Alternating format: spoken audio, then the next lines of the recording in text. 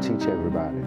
So here in Galatians 6 and 9 it says, "And let us not grow weary while doing good, for in due season we shall reap if we do not lose heart." So it says every day that you must do good. So if I'm doing good every day, how many of us know?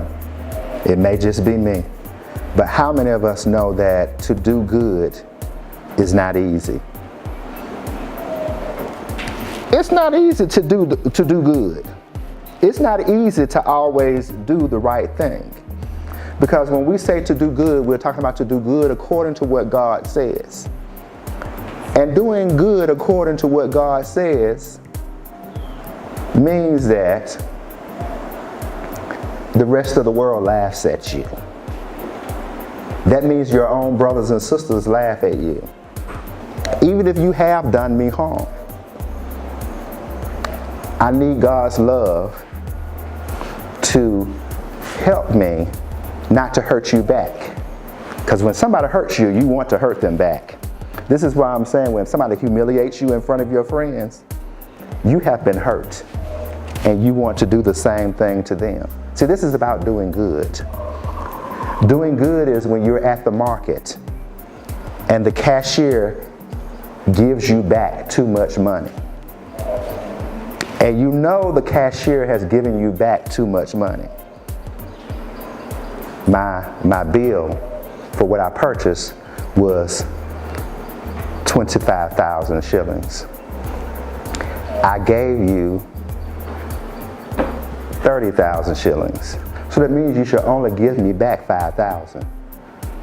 But you gave me back 10,000 shillings.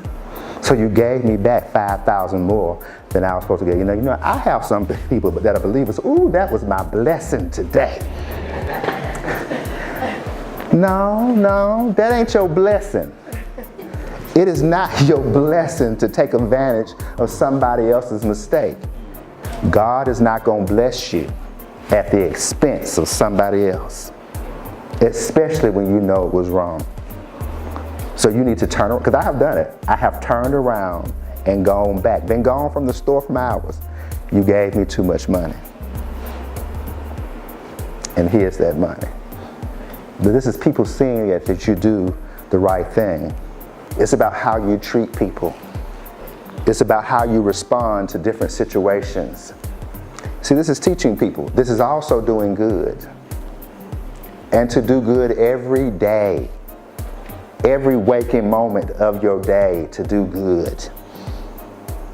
And my response is, with Christ, you know I ain't Jesus. God, I ain't Jesus, and you know I don't want to do that. I don't feel like it right now.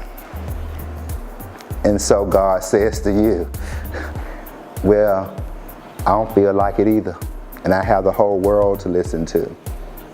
But see, the same love that Christ puts on us is the same love that we're to give to everybody, regardless. That means even when you're having discipline and correction, we are to do it in love. We're to let people know why they should and shouldn't do this, and how it pleases God, and the benefit that they get from it.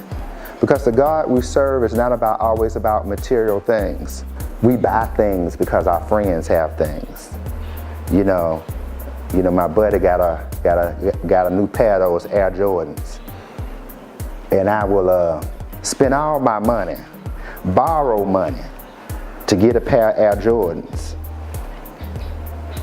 I spent an equivalent of $200 US for a pair of shoes that had somebody else's name on it, when I could have paid $20 for a pair of shoes that would have done the same thing. Now that I've paid $200 for a pair of shoes, well, we might not be eating for a little while. The electricity might not get paid. All because I needed to have this $200 pair of shoes to impress somebody else. I know I'm the only person that has ever done anything stupid to impress our friends. You know, we all do things that we shouldn't do to impress our friends. It's not always about spending money. Sometimes we're mean to other people. to impress somebody else. Sometimes we're disrespectful to our elders, or either disrespectful to other people around us to impress somebody else. So this is about doing good, teaching, role modeling, making difficult decisions, and doing it every day. And I don't feel like it every day. God gives us free will. So it's about whether we do it or not. So when we start talking about our faith and being a leader, we have to begin to pray about things. But the things that we need to start praying about are about ourselves, the things that are on the inside of me. How I feel about things, how I think about things. Because lots of things that I used to think were important are no longer important to me. Because a lot of the things that I thought were important, society said they were important. Because society says that in order for you to be important, you have to make a lot of money. In order for you to be a success, you have to make a lot of money. I'm going to tell you, if you set a goal for yourself and you achieve that goal, you are a success. Because you achieve the goal that you set for yourself. Not what society says that you have to do, not what your tribe says that you have to do, not what your family says that you have to do. If you set a goal for yourself, you are a success. And when you achieve that goal, you set yourself another goal. I always have multiple goals that are happening at the same time. And I'm working to achieve those goals. It's something that you have to put into action. Now I have to begin to try. It may not be perfect. I might not get it right. But I keep learning from my mistakes. And every time I keep trying, I get better at it each day. And it's never going to get perfect. But I'm going to get better at it each day. In certain situations and with certain people, it's going to be good. In other situations with other people, I'm still not going to be able. But see, my Christian walk is an everyday thing. It's not about Sunday. It's not even about Monday. It's about every day. As long as I'm awake and I know what I'm doing, this is about every day. What's happening when I'm asleep, that's a whole nother message. But yes, this is every day. And we don't expect you, I don't expect you to be perfect. God doesn't expect you to be perfect.